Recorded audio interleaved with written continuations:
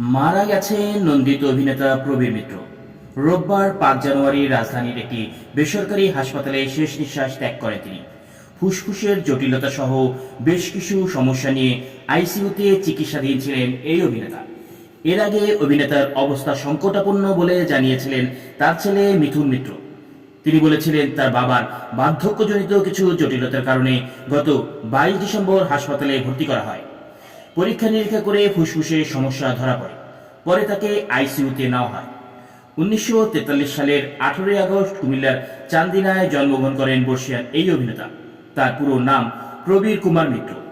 পুরান ঢাকায় বড় হওয়া প্রবীর মিত্র স্কুল জীবন থেকেই নাট্যচর্চার সঙ্গে যুক্ত হন। স্কুল জীবনে রবীন্দ্রনাথ ঠাকুরের ডাকঘর নাটকে অভিনয় করেছিলেন তিনি। 1969 সালে জলছবি সিনেমায় অভিনয়ের মধ্য দিয়ে রূপালী জগতে আসেন প্রবীর মিত্র। সিনেমাটি মুক্তি পায় 1971 সালে। ক্যারিয়ারের শুরুতে কয়েকটি সিনেমায় নায়ক হিসেবে কাজ করলেও পরে চরিত্রাভিনেতা হিসেবে দর্শকপ্রিয়তা পান তিনি। দীর্ঘ 5 দশকের ক্যারিয়ারে 400 সিনেমায় অভিনয় করেছেন তিনি।